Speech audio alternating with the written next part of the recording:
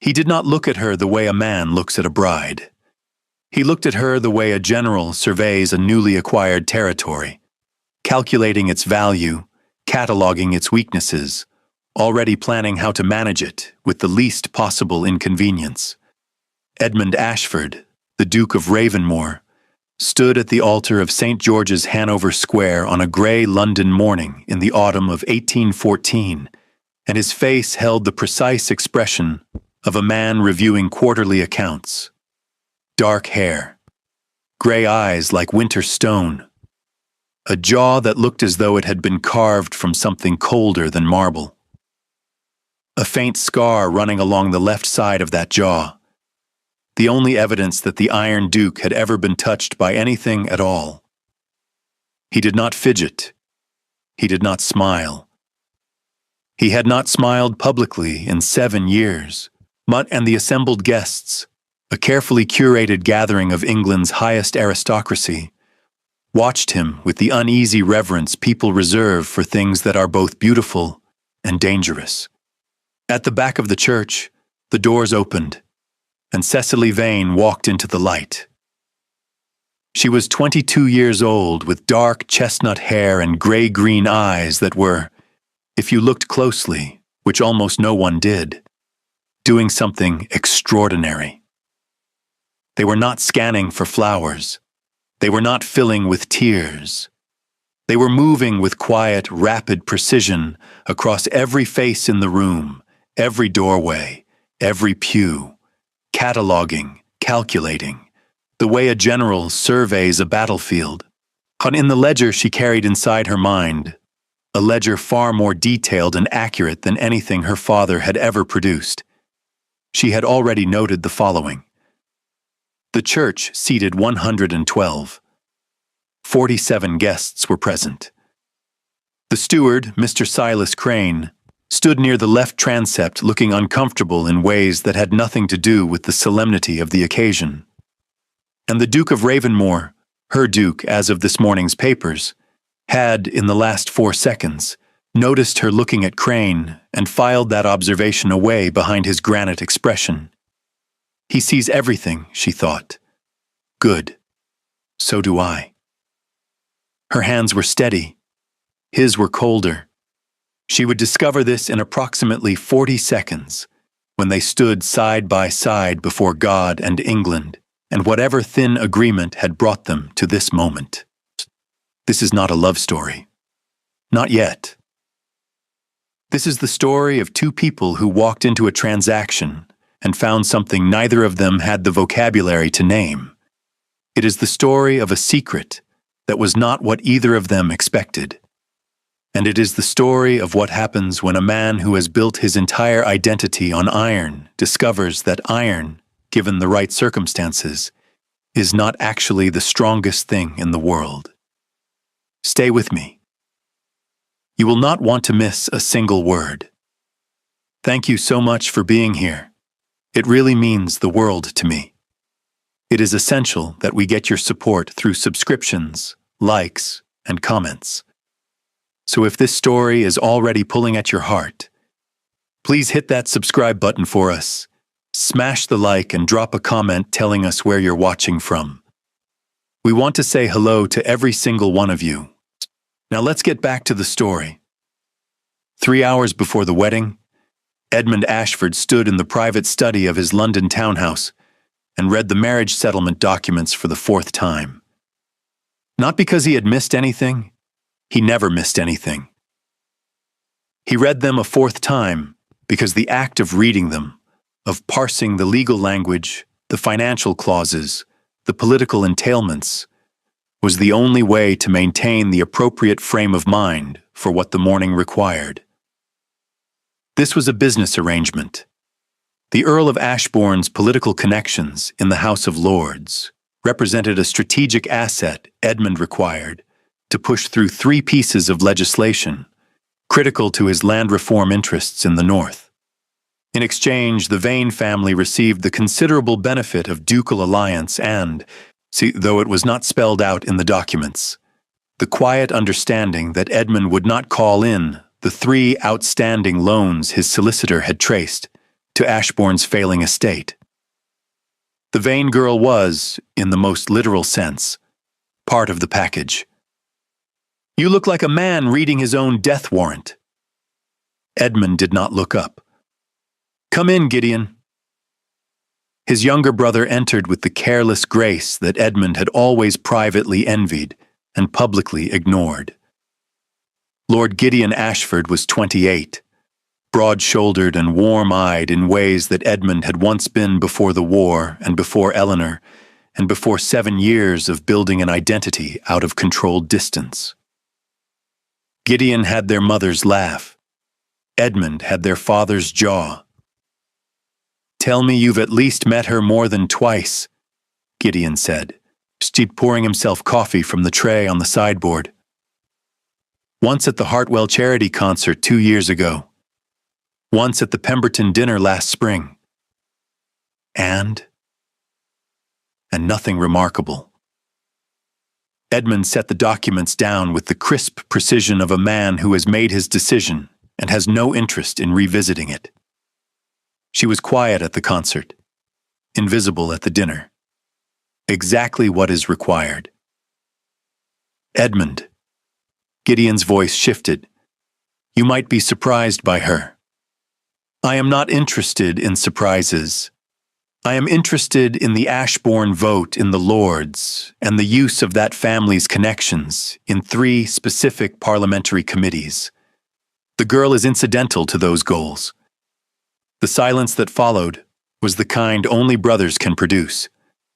Weighted with 17 different things neither of them would say. "Right," Gideon said finally. "Of course she is." He left. Edmund returned to his window. Below, London was going about its grey morning business, entirely indifferent to the fact that the Iron Duke was about to acquire a wife. Edmund told himself that he was equally indifferent. He was not entirely successful.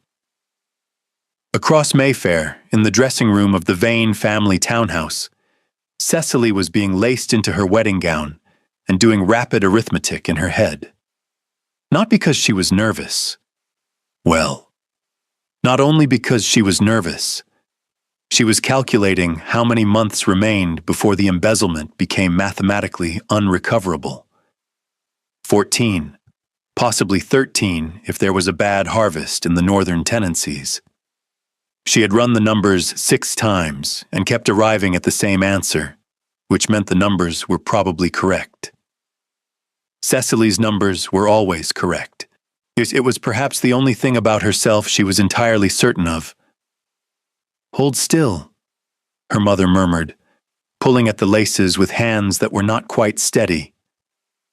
Lady Margaret Vane had been beautiful once in the way that women of her station were expected to be. Ornamental and gracious, and not particularly inconvenient.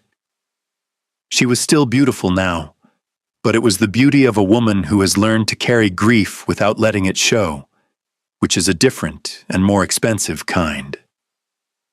Cecily held still. In the mirror, she watched her own face perform the appropriate expression, composed, a little apprehensive, suitably bridal, while her mind continued its quiet, relentless work. She had spent 3 weeks before the wedding gaining access, through carefully managed social visits, onto a borrowed copy of Ravenmore's most recent estate accounts. It had taken her 4 hours to identify the irregularities. It had taken her another 2 days to confirm, through cross-referencing with the estate's public tenancy records and rental assessments, that the irregularities were not clerical errors. They were theft. Systematic, patient, elegant theft, conducted by a man who had clearly never expected anyone to look closely enough to find it. Mr. Silas Crane had been embezzling from the Duke of Ravenmore for 3 years. Cecily knew exactly how she was going to stop it. She had simply needed to become a duchess first. "You don't have to be brave about this," her mother said quietly. The room was empty of everyone else. The maids had been sent away for this private moment. Margaret Vane looked at her daughter in the mirror with an expression that she had spent 20 years learning to control and could not quite control now. "I know," Cecily said. "Whatever you feel tonight," her mother began, "I will survive it." Cecily met her mother's eyes in the mirror. "That is what you were going to say, isn't it? Survive it. That's all you're asking." Her mother's hands stilled on the laces. "Yes." Cecily considered her reflection. The pale gown, the carefully arranged chestnut hair, the gray-green eyes that had already measured the room twice and found 3 loose floorboards, 1 rattling window latch, and an exit route through the servants' stair. "I intend," she said quietly, "to do considerably more than survive." The wedding ceremony was everything the marriage settlement had been. Small, formal, cold, and conducted with the efficiency of a business transaction, given the thinnest ceremonial coating. Edmund stood at the altar and watched Cecily Vane walk toward him on her father's arm, and noticed, against his will and his better judgment, 3 things. First, her hands were perfectly steady, not the rigid stillness of forced composure, but the natural steadiness of a person who was not, in fact, afraid. This was unexpected. Every woman Edmund had watched walk toward an altar she had not chosen was afraid. He had expected fear from her. He had armored himself against it, the way you armor yourself against something you do not want to feel responsible for. Second, her eyes were cataloging the room. Not the flowers, not the faces of family, not him, not yet, but the room itself, the doors, the positions of the guests, the place where Silas Crane stood, slightly too far from the family group, slightly too interested in appearing uninterested. Third, when their eyes finally met, she did not look away. Most people looked away from Edmund. They always had, even before the war. There was something in his eyes that encouraged the instinct toward self-preservation. Cecily Vane looked at him for 3 full seconds, and her expression was the most complicated thing he had seen on a human face in years. It was not fear. It was not hope. It was something that looked impossibly like assessment. She was evaluating him. Edmund had never, in his 34 years on this earth, been evaluated by a woman at the altar. He filed it away. He told himself it meant nothing. The ceremony proceeded. The words were spoken. So when the clergyman turned to Cecily and asked if she would take Edmund Ashford as her lawfully wedded husband, there was a pause, short enough that only someone paying very close attention would have noticed it. Edmund was paying very close attention. "I do," she said. Her voice was level, composed. It did not sound like surrender. It sounded, Edmund thought with a peculiar chill, like a general accepting terms of engagement. He said his own vows. He did not stumble over them. He never stumbled over anything. They were married. Lord Aldous Vane, Earl of Ashbourne, stout and relieved and smelling faintly of the brandy he had required to get through the morning, pumped Edmund's hand with the enthusiasm of a man who has just transferred a very large problem into someone else's management. Edmund's new mother-in-law watched the proceedings with the contained expression of a woman who had learned, over a long marriage, to keep her grief where the guests could not see it. Gideon stood to Edmund's left and said nothing, but his eyes went from his brother to the new Duchess and back again, and whatever he saw in both of them made him press his lips together in the manner of a man revising his predictions. And Cecily, the Duchess of Ravenmore, as of this morning, stood at her husband's side in the church's pale autumn light, and quietly, invisibly, continued to plan the wedding night.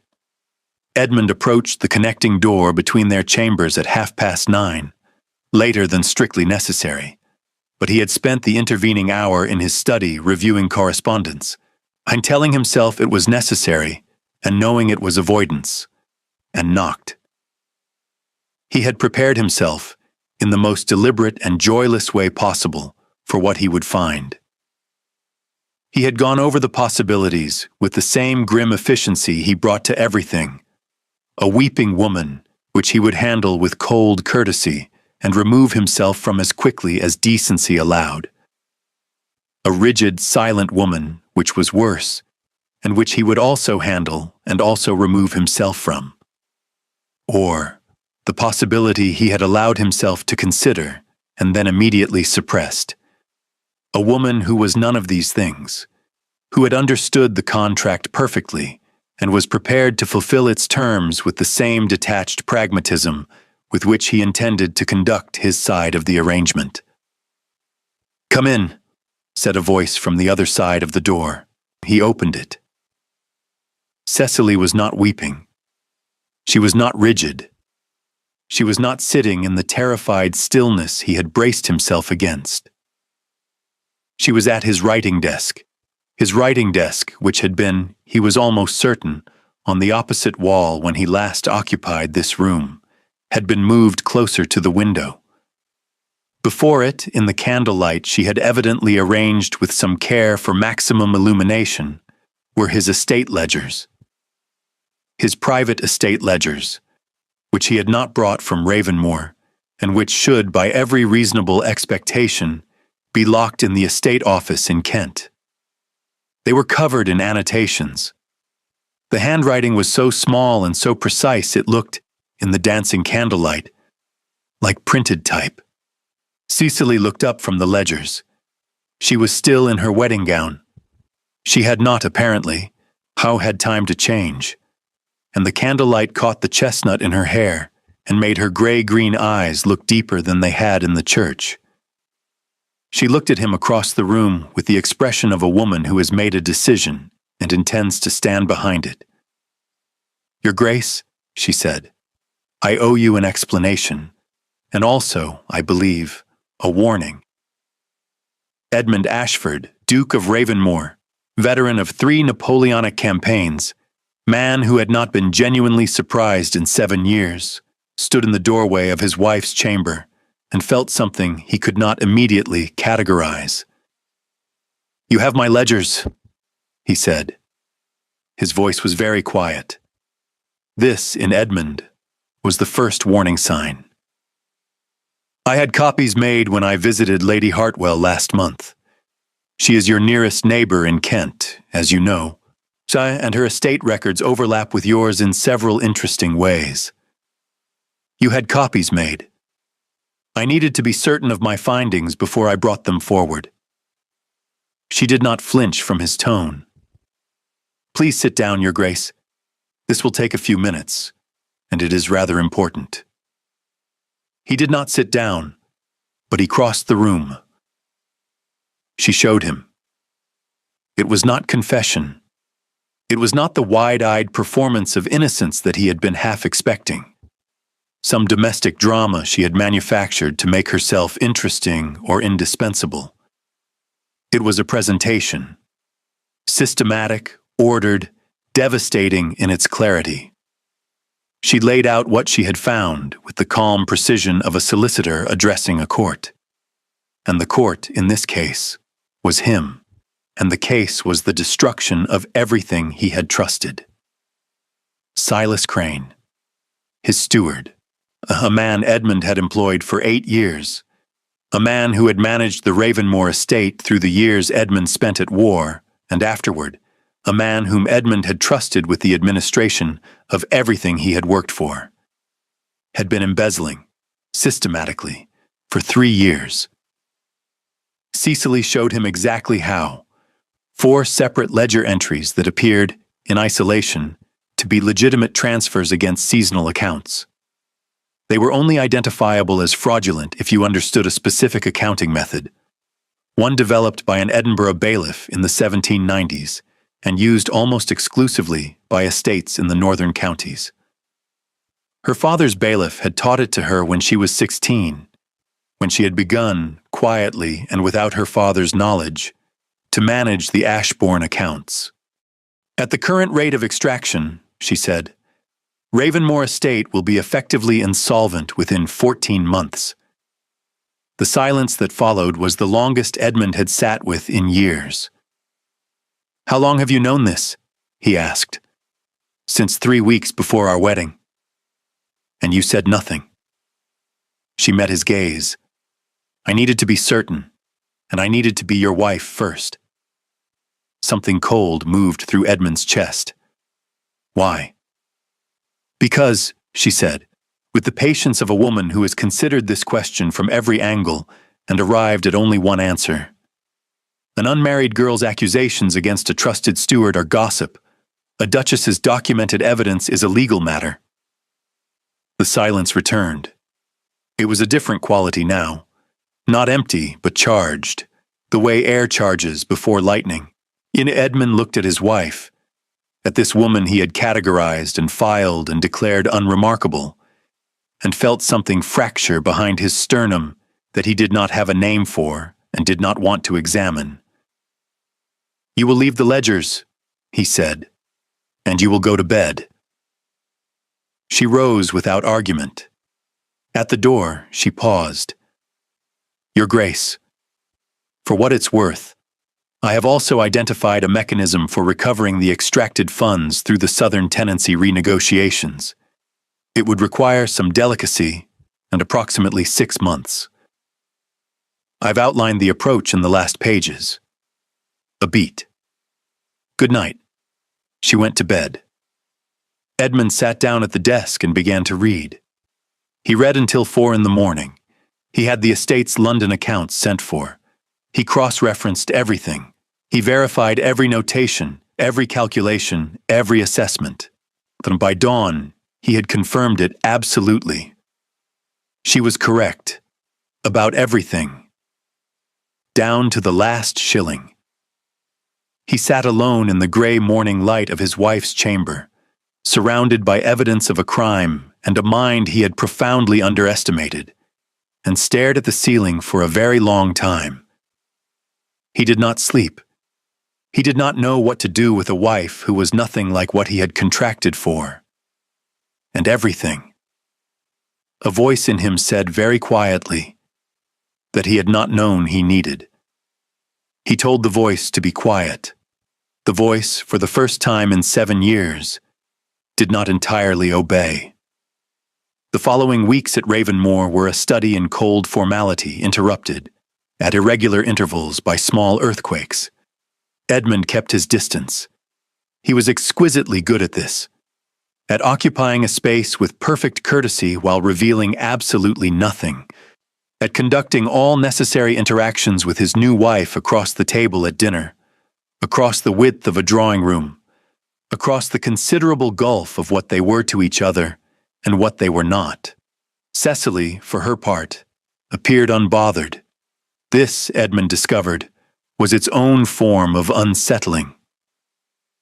Within 48 hours of their arrival at the estate, she had secured the fierce loyalty of Mrs. Holt, the housekeeper of 20 years, through means Edmund could not quite identify, something to do with Mrs. Holt's bad knee and the discovery of an herbal remedy and a 3-hour conversation in the kitchen that ended with the housekeeper declaring, to no one in particular, that the new Duchess was the most sensible woman she had met since the old Duchess. God rest her soul. Within a week, Cecily knew the name and circumstance of every servant in the house. Within 10 days, she had identified 3 additional estate inefficiencies that had nothing to do with Crane's fraud, written them up in a brief note that she left on Edmund's desk without comment, and begun a correspondence with a land management specialist in Bath, whose methods she had read about in a journal borrowed from the Ashbourne Library. Edmund read her note. He implemented 2 of the 3 suggestions immediately. He sat with the third for 5 days before he implemented that one too. He did not tell her this, but she knew. He could see it in the slight curve of her mouth at dinner on the 6th day, the one she suppressed before it could become a smile. He filed that curl of lip away with the other things he had collected about her that he was pretending not to collect. He found himself with increasing frequency in proximity to his own wife and finding it not unpleasant. This was deeply inconvenient. He dealt with it the way he dealt with most inconveniences. He went riding at dawn and did not think about it. Gideon arrived on a Thursday in late October, unannounced as always, with a riding coat covered in road dust and an expression that Edmund recognized as the one his brother wore when he had something to say that he was working up the nerve to say. They spent the first evening in the library, which was more comfortable. Edmund drank brandy. Gideon drank brandy and moved around the room more than was strictly necessary. "She's not what you thought," Gideon said finally. "So, I am aware." "Are you? Because from where I'm standing, you're treating her like a particularly competent piece of furniture." Edmund said nothing. This was not agreement, but it was not denial either. "Edmund." Gideon stopped moving. "I need to tell you something about Eleanor." The name dropped into the room like a stone into still water. Eleanor, his first betrothed. The woman who had 7 years ago sent him a letter informing him that she had reconsidered their engagement and accepted an offer from Lord Bruce Pembroke, a man with twice Edmund's fortune and considerably fewer of Edmund's qualities. Edmund had been at Salamanca when the letter arrived. He had read it twice, set it aside, and gone back to the war. And when he returned to England, he had built his life around the lesson he believed he had learned. That attachment was weakness, that love was a transaction, and that in every transaction there was a party who would take the better offer when it came. He had been very thorough about learning that lesson. "Tell me," Edmund said. "I didn't know until last month. I had no idea, Edmund, I swear to you. I only found out because Father's old solicitor retired and his clerk was clearing papers." "Gideon." His brother's jaw set. "Father paid Eleanor's family £3,000 and a letter of recommendation for her brother's appointment in the East India Company. He paid them to break the engagement. Eleanor didn't choose Pembroke. She was delivered to him." A pause. She didn't know why, only that her family had insisted. She married Pembroke and was miserable, from everything I can determine, for the remaining 4 years of her life. Edmund set down his glass. The glass made a small, precise sound against the desk. Then he stood, walked to the door, and went out into the dark. Gideon did not follow him. He was gone for 2 hours. Edmund walked in the dark of Ravenmoor's grounds, past the formal gardens, past the kitchen garden wall, past the stable block where the horses moved quietly in the cold, and he dismantled, piece by piece, the architecture of everything he had believed about himself for 7 years. He had not been chosen last. He had been taken. His father, systematic, cold, precisely the sort of man Edmund had become, had looked at his son's attachment and decided it was an inconvenient liability, and had removed it with the same detached efficiency that Edmund had spent 7 years applying to his own emotional life. He had built his iron heart on a lie. He came back from the dark 2 hours later. Mrs. Holt, who kept track of the house the way a general keeps track of a battlefield, had left a lamp burning in the corridor.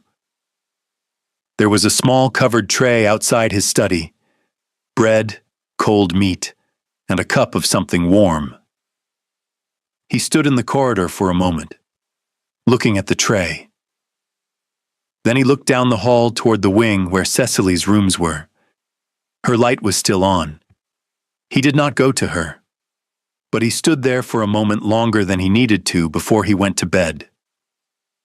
Something in his face when he woke the next morning had shifted, not softened, not yet, but cracked. And cracks, as any engineer knows, are where things begin to open.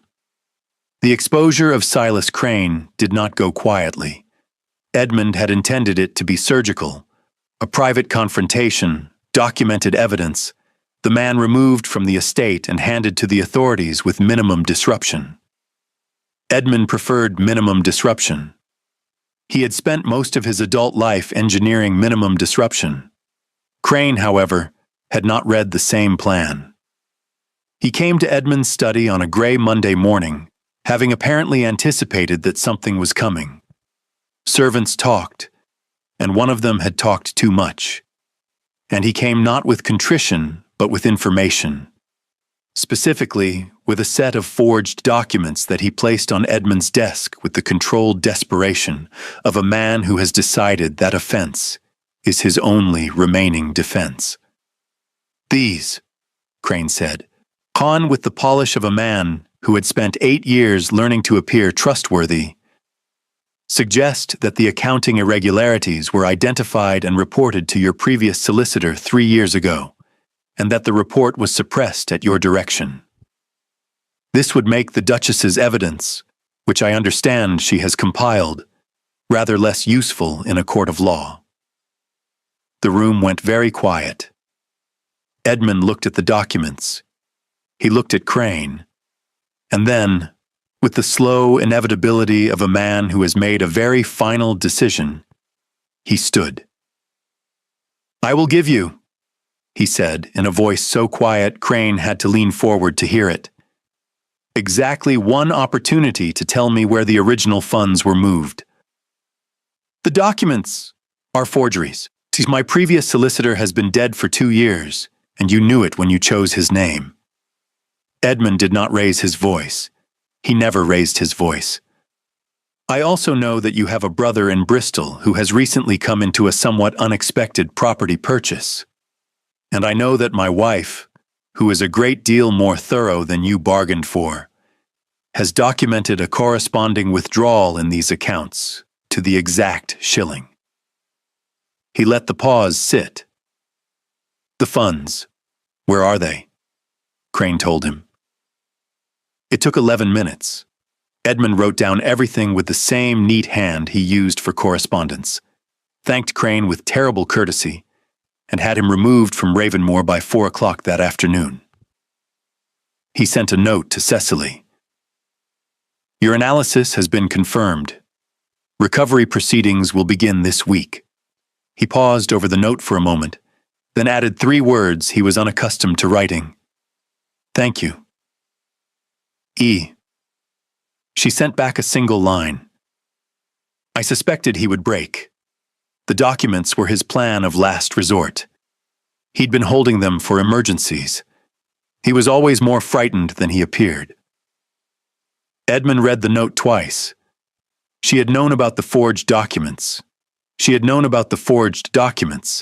Had factored them into her analysis, and had apparently decided that Edmund was capable of handling them without her intervention, a judgment that demonstrated either excellent assessment of his capabilities or a very effective form of trust.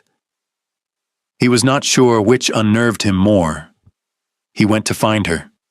She was in the South Library, the one that smelled of old leather and something faintly botanical, because she had apparently begun drying herbs on the window ledge, sitting sideways in the armchair closest to the fire, her feet tucked under her in a way that was distinctly un-Duchess-like, and that she would never have done if she had known he was going to walk in.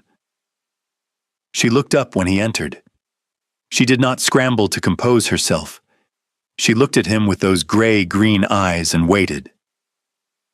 Edmund crossed the room, which felt, for some reason, like a longer journey than it should have, and sat down in the chair across from her. "Why did you not tell me about the documents?" "Because you would have prepared a response," she said. "And a prepared response would not have produced the same result. He needed to believe he had surprised you." "And if I had not handled it correctly?" A brief pause, long enough to suggest that she had genuinely considered this possibility. "I had a contingency," she said.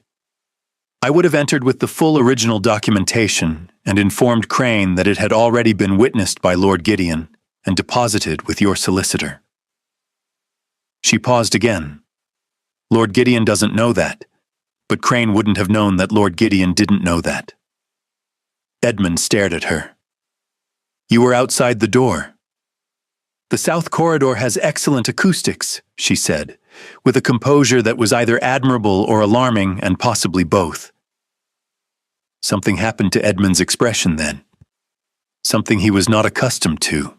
Something that rearranged the carefully maintained architecture of his face in ways he could not immediately correct. It was not a smile, exactly. It was the distant ancestor of a smile, the geological formation that precedes the spring, the crack in winter before the thaw begins. "You are," he said slowly, "the most strategically dangerous person I have encountered since the war." "I will take that as a compliment," Cecily said. It was intended as one. The fire crackled. Somewhere in the house, a door opened and closed. Outside, the autumn wind moved through the Ravenmoor grounds in the way wind moves through old things that have been standing long enough to become indifferent to weather. "Why?" Edmund said, and the word came out differently than he intended. Less like a question, but more like something he was finally letting out into the air. "Did you do it? Not the ledgers? Not the strategy? All of it? You could have come into this marriage and done nothing. Kept your head down. Been exactly what everyone expected." Cecily was quiet for a moment. When she spoke, her voice had lost the careful composure. Not all of it, but enough.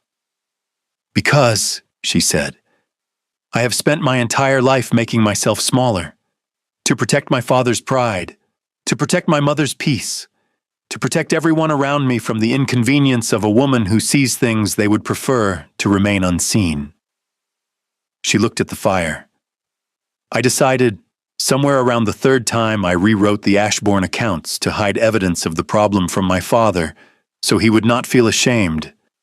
I decided that I was done being small, that the next life I walked into, I would walk in at my actual size."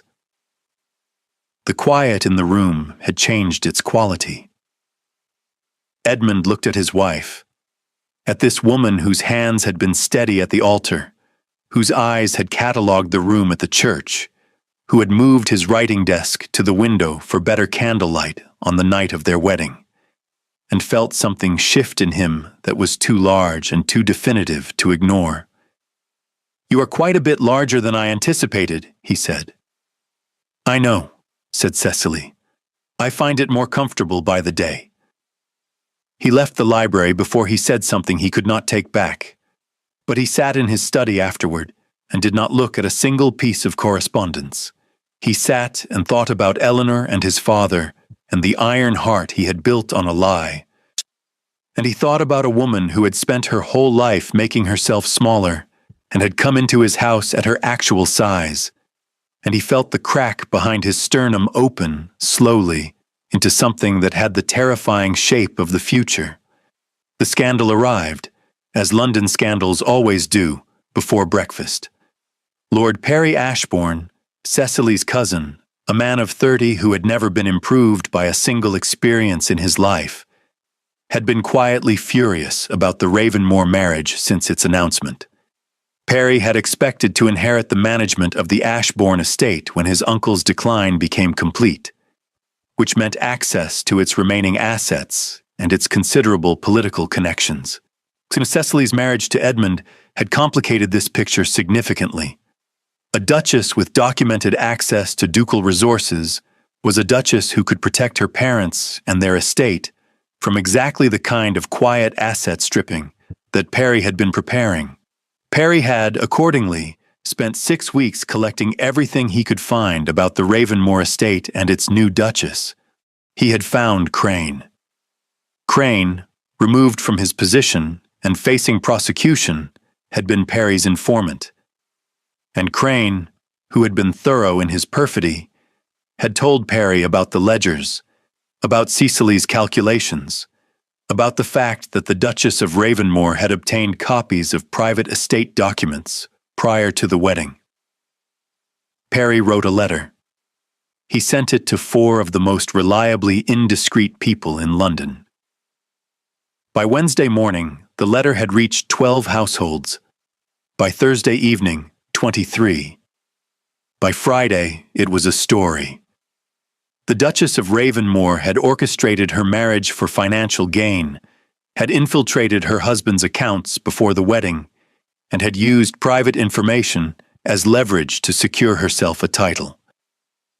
The Iron Duke, the story implied, had been played by a scheming country girl who was considerably less innocent than her quiet manner suggested.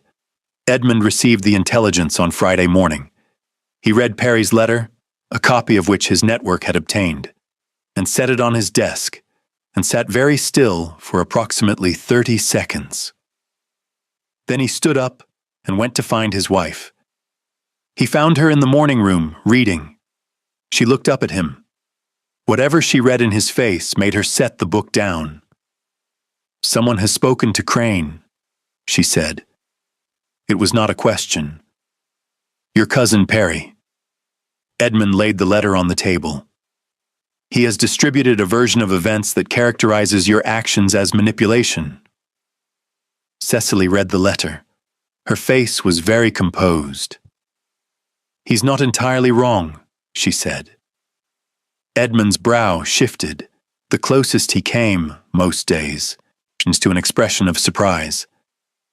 "I did obtain your accounts before the wedding," she said. "My motivations were what I told you, but I won't pretend the method was beyond question." She folded the letter with precise care.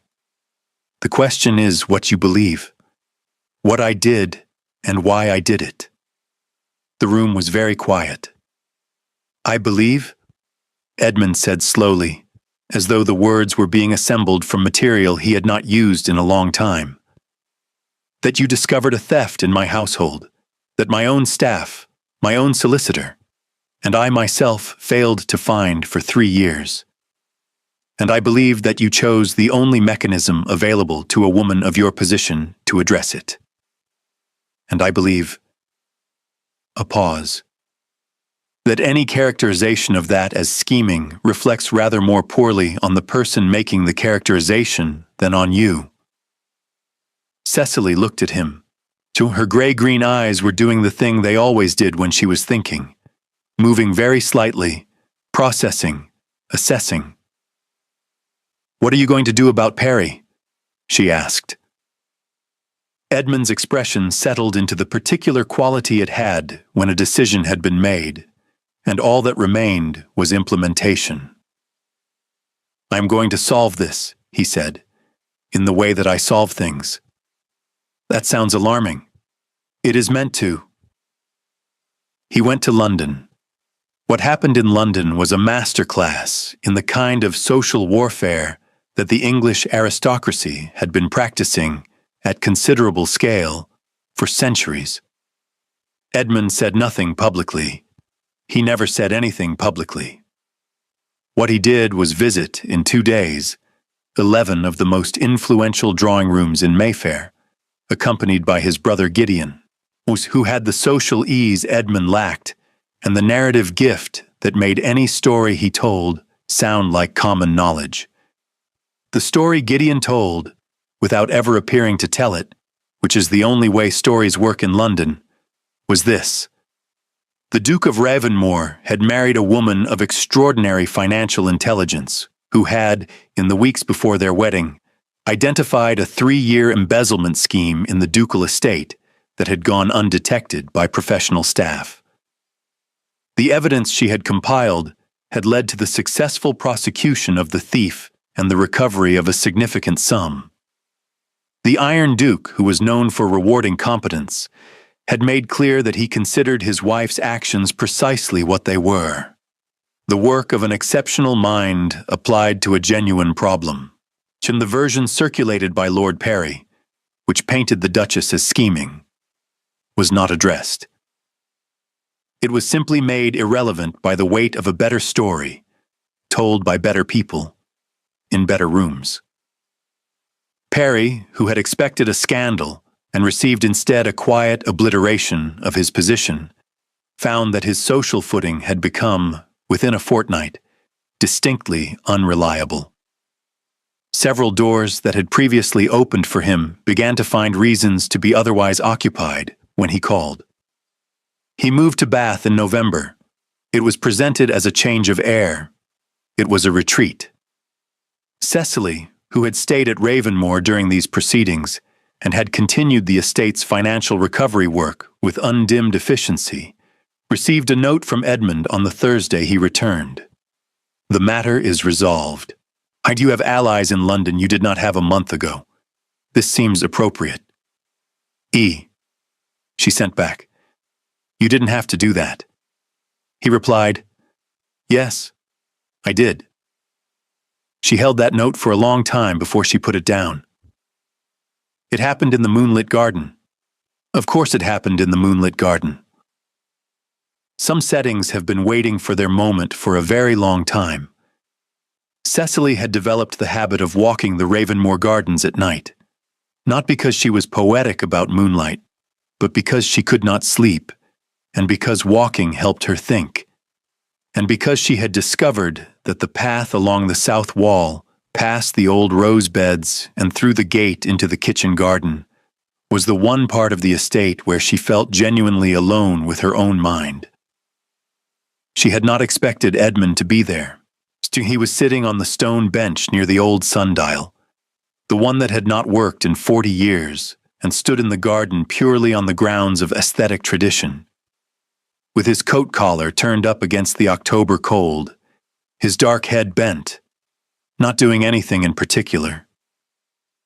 Just sitting in the moonlight with the look of a man who has been carrying something very heavy for a very long time and has taken it off, briefly, to see what his back feels like without it. She almost went back inside. Then she thought about how she had spent her whole life making herself small, and she walked down the path and sat on the other end of the bench. Neither of them spoke for a moment. Then Edmund said, I owe you an apology. Cecily waited. I contracted for a wife, he said. A useful social arrangement that would cost me nothing personally, because I had decided some years ago that I would not pay anything personally for anything. I contracted for someone to manage the domestic sphere, appear at appropriate occasions, and produce an heir with the minimum possible emotional inconvenience. A pause. What I received was a great deal more than that, and I treated that as an inconvenience rather than what it actually was. What was it actually? Cecily asked. A gift, he said. The word came out with some difficulty, like something he had not said aloud in a long time. A completely unearned and uncontracted gift. She looked at him in the moonlight.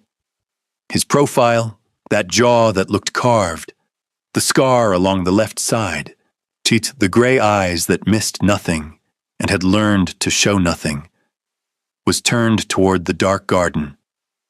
And for the first time since she had met him, she could see past the iron to what the iron was covering. He was frightened.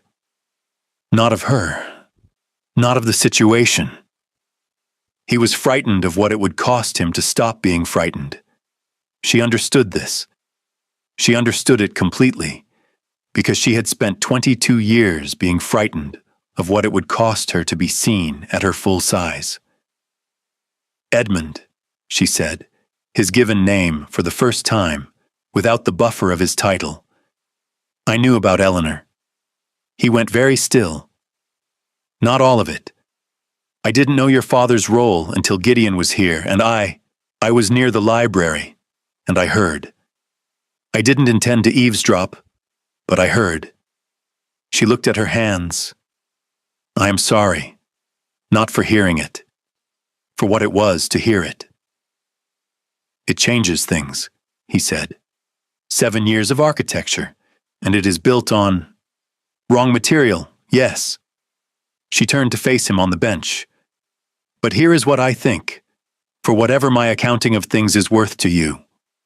The architecture stands. The person you became, careful, thorough, precise, the man who can walk into a room and read every person in it within 30 seconds. That person is real. The reasons were wrong. The person is real. Edmund looked at her. He looked at her the way he had not, yet allowed himself to look at her, without the buffer of assessment, without the managed distance, without the iron. Cecily, he said, just her name. Just that. I know, she said. I know. He took her hand. Not with cold efficiency, not with the controlled obligation of a man fulfilling a contract. He took her hand the way you take something that you have decided to hold with care, and he looked at it in the moonlight, as though it were a thing he was learning the weight of. I don't know how to do this, he said. I have spent 7 years ensuring I would never have to do this. I know. I have spent 22 years ensuring I would never need to do it either. A beat. Then, from Edmund, something that might, in better light, by someone who knew him well, have been a sound adjacent to a laugh. We are, he said, spectacularly ill-prepared for each other. Completely, Cecily agreed. I find I am, regardless of my preparedness, quite thoroughly in the process of falling in love with you. The garden was very quiet. Cecily looked at the man beside her, this impossible, iron-hearted, scar-jawed, an utterly unnecessary man who had looked at her accounts and called her strategically dangerous and defended her to London and sat on a cold stone bench in October moonlight because he could not sleep either, and felt something settle in her chest that had no name yet, but that would, she thought, in time, come to be called home. For what it's worth, she said, I am considerably ahead of you in that particular calculation. He turned to look at her. For the first time in 7 years, Edmund Ashford smiled. It was not a public smile. It was not an aristocratic smile. It was small and private and slightly crooked at the left side, on account of the scar, and it changed his entire face into something that bore a remarkable resemblance to the young man he had been before everything he had built his iron heart to protect against. See, I find myself, he said, inclined to close the gap. He kissed her. Not cold, not obligatory, not the performance the ton required. A real kiss in the moonlight by a man who had decided, at great cost and some considerable difficulty, to stop being afraid. She kissed him back. In the house behind them, a light moved through the upstairs corridor, Mrs. Holt making her evening rounds. She paused at the window that overlooked the garden, looked down at the couple on the bench by the sundial, and made a small sound of satisfaction that she would never admit to having made. Then she went back to her rounds, smiling in the dark. Lord Aldous Vane, Earl of Ashbourne, came to Ravenmoor in December. He arrived on a Tuesday, unannounced by 3 hours. The letter giving his intended arrival had been delayed by weather, or perhaps by the instinct of a man who has learned, over a long life, that announced entrances allow time for people to arrange their defenses.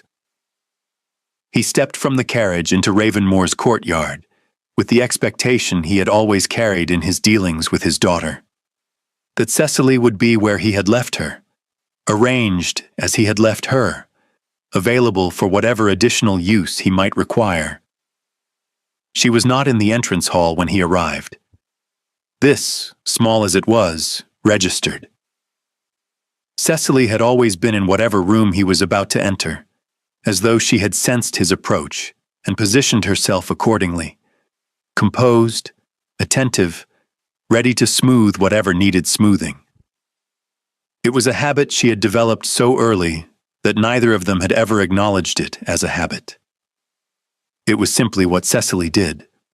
She came down the stairs 5 minutes later, unhurried, a letter in her hand that she was clearly finishing reading. She looked up at the sound of his voice, and something moved across her face, something that Aldous had not expected, which was nothing. Not surprise, not the quick recalibration of a woman adjusting herself to fit the room. Just her face, looking at him. "Father," she said, warmly enough. She kissed his cheek. "You're early." "The roads were good." He pressed her hand. She looked well. Better than well. There was a quality about her that he was trying to identify and could not quite. Some addition he had not sent her with.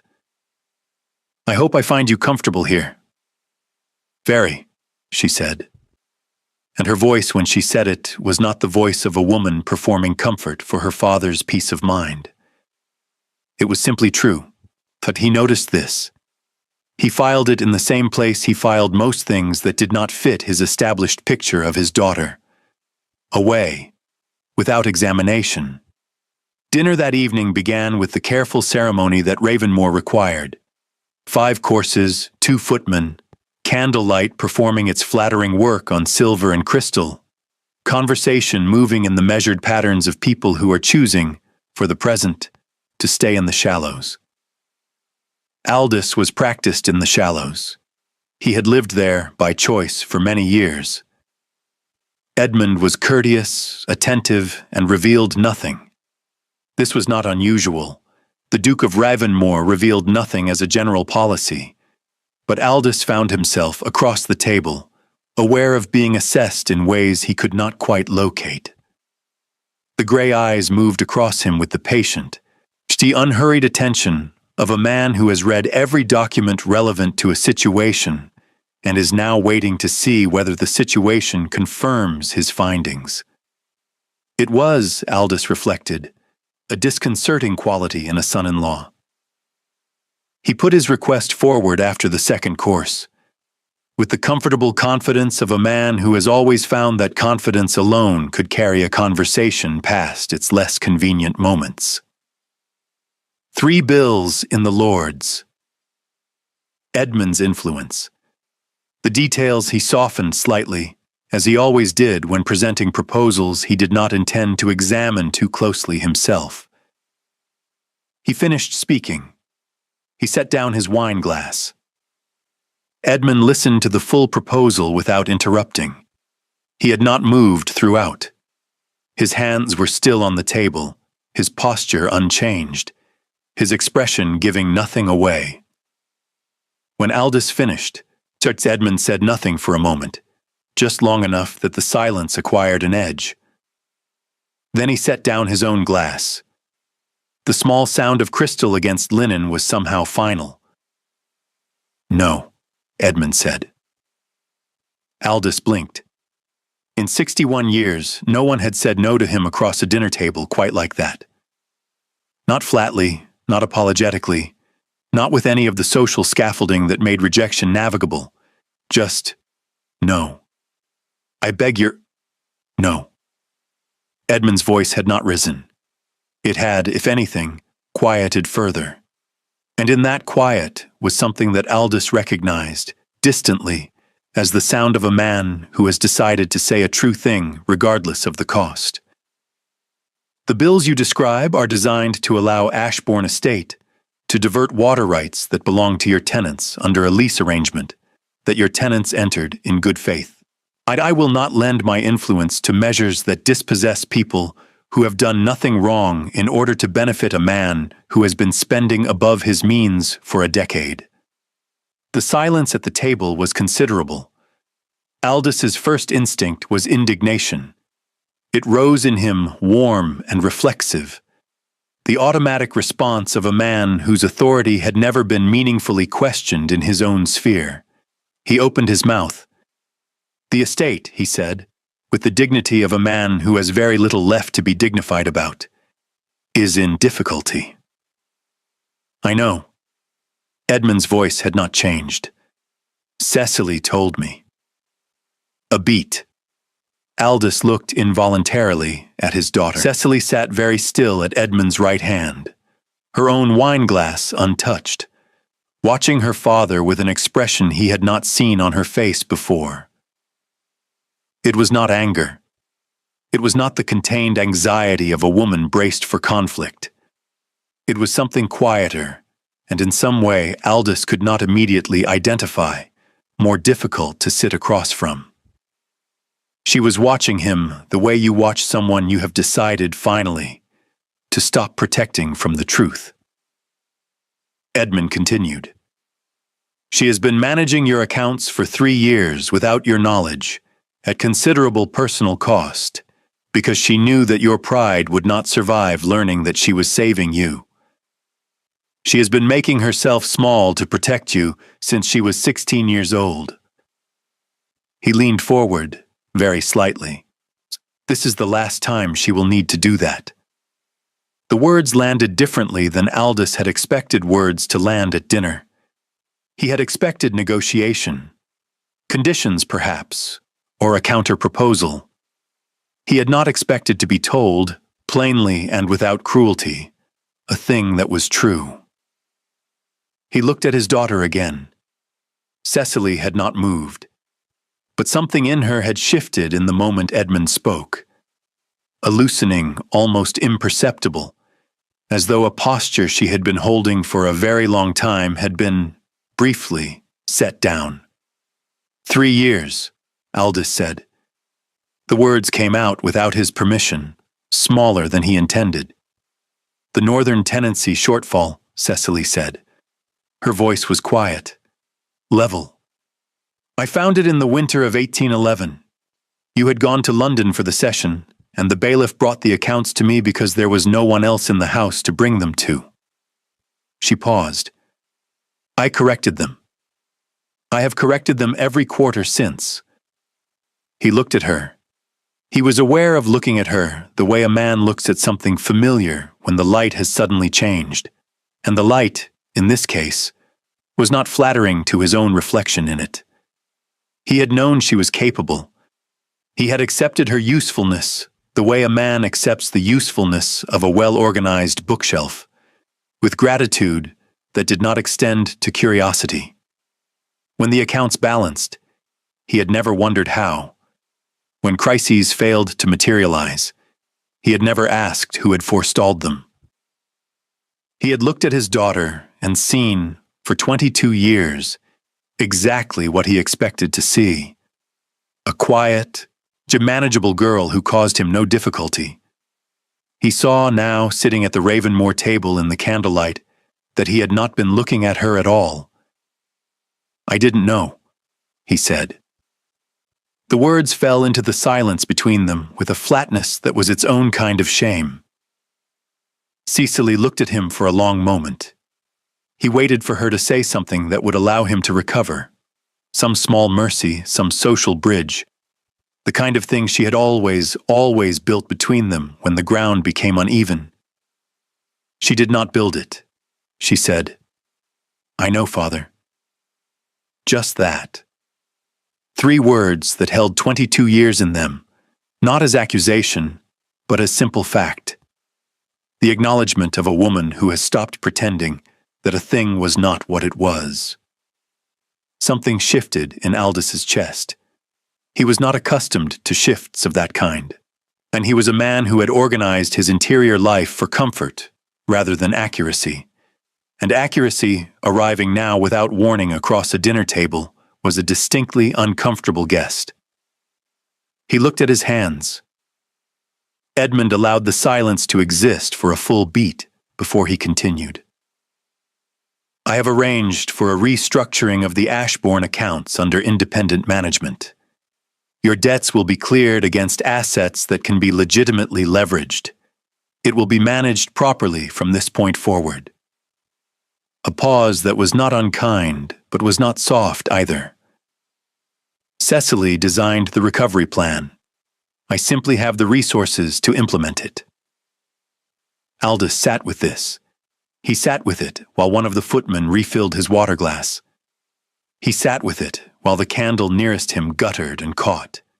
He sat with it and felt, moving through him slowly, something that he had not expected to feel in any room where his daughter was present. The specific and thoroughly unwelcome sensation of having been, for a very long time, in the presence of something remarkable and having failed, entirely, to notice. He looked at Edmund, at this cold, precise, terrifying man who had taken his daughter as a transaction and had apparently, somewhere in the interval, begun treating her as a treasure. Who had sat across a dinner table and said a true thing when a comfortable lie would have served everyone more easily. Who had not softened it, not dressed it, not arranged it for his convenience. He thought of all the truths he had never said to his daughter. All the times she had quietly rearranged the world around his failings so that he would not have to look at them. "Thank you," he said. The words were directed at Edmund. They came out as something very close to humility, which was not an expression Lord Aldous Vane's voice had much experience producing. Edmund did not answer him. He said very simply, "Thank her." The two words fell into the room and sat there. Aldous turned to his daughter. Cecily was watching him with those gray-green eyes. Her mother's eyes, he realized, with a pang that arrived too late to be of much use. And in them was something he had spent 22 years inadvertently extinguishing, and which had, it appeared, survived the extinguishing entirely on its own. It was not resentment. It was not the complicated patience of a woman who has made her peace with disappointment.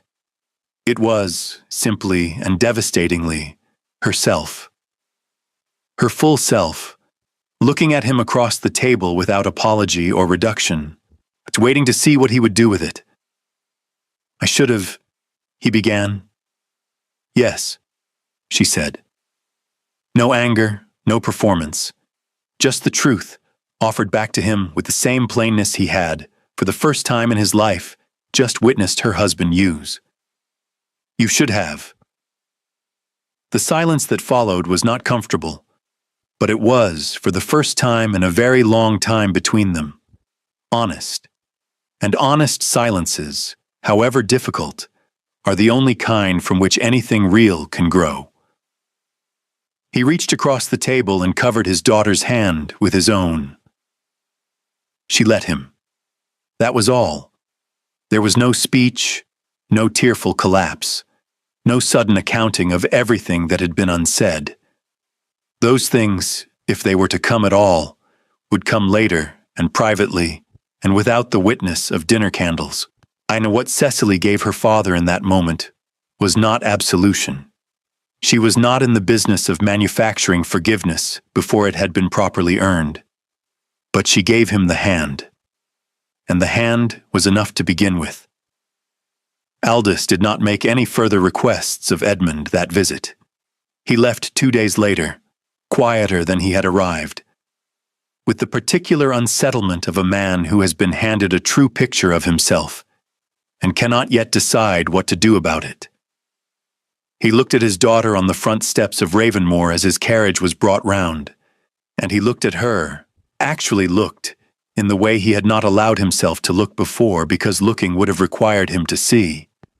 And what he saw was a woman he had spent 22 years not adequately knowing. "You are very like your mother," he said. It was the most honest thing he had said to her in years. It came out roughly, imprecisely, in the manner of a man who does not have much practice with the honest ones. Cecily looked at him for a moment. Then, "I know. I think it is perhaps the best thing about me." He did not have an answer for that. He pressed her hand once, climbed into the carriage, and was gone down the Ravenmoor Drive before he trusted himself to look back. Cecily stood on the steps for a moment after the carriage disappeared. Then she turned and went back inside, into the warmth of the house, into the smell of old stone and firelight and Mrs. Holt's extraordinary management of the kitchen, into her own life, which was larger than it had ever been and growing still. Lord Perry Ashbourne's removal to Bath proved temporary in geography, but permanent in consequence. See, the social network he had spent years cultivating, built on proximity to power he did not himself possess, had depended on the goodwill of people who had no remaining reason to extend it. He would have several years in Bath to reflect on the lesson that the Tun taught only once and never forgot. You did not attack a Duchess of Ravenmore in London and expect the city to forget whose wife she was. Crane was prosecuted.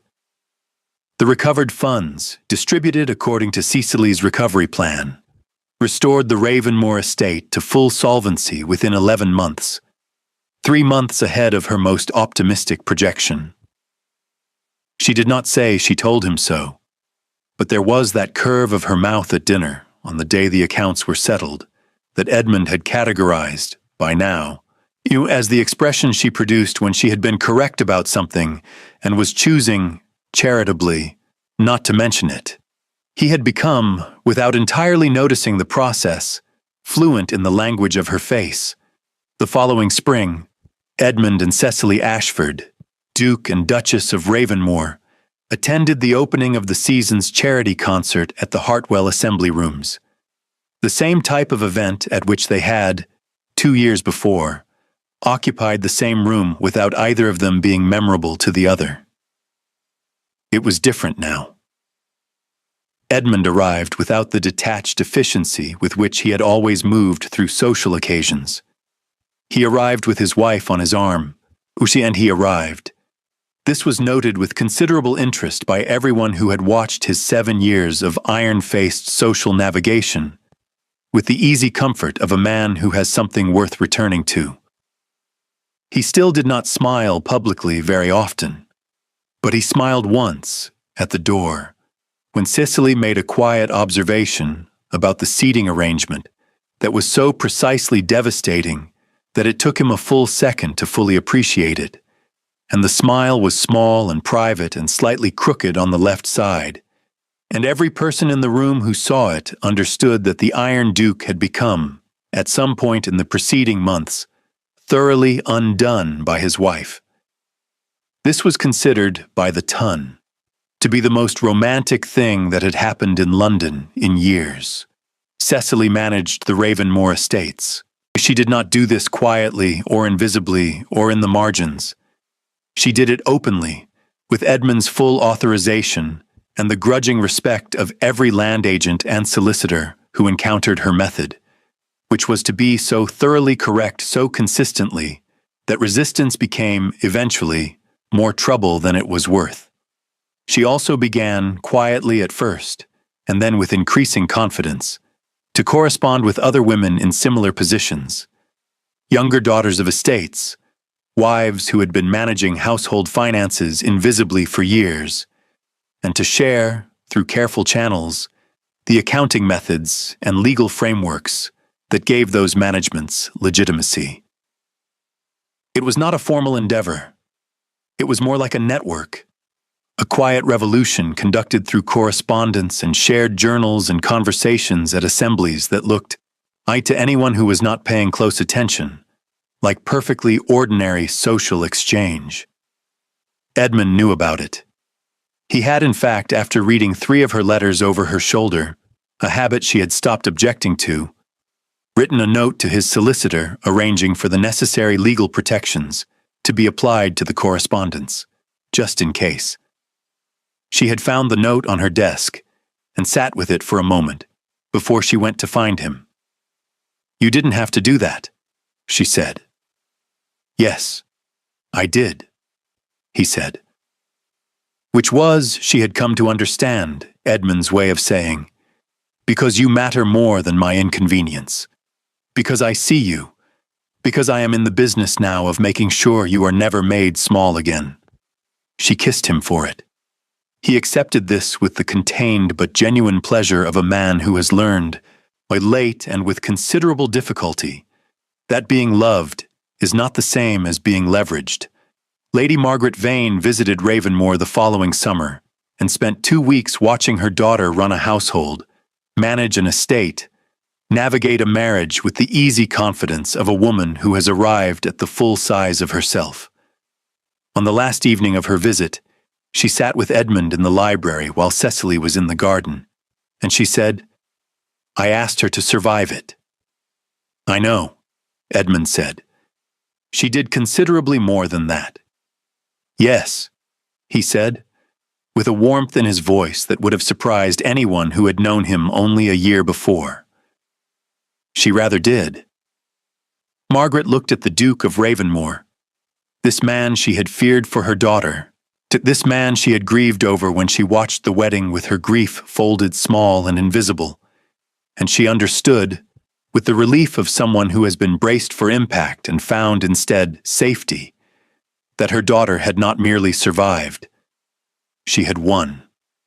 On a winter afternoon in 1815, 1 year after the wedding that had been a transaction, Edmund found Cecily in the South Library, her feet tucked under her in the chair she had claimed as her own, the herb bundles still on the window ledge, a letter in her hands that she had evidently just finished reading and which had made her laugh quietly to herself before she noticed him in the doorway.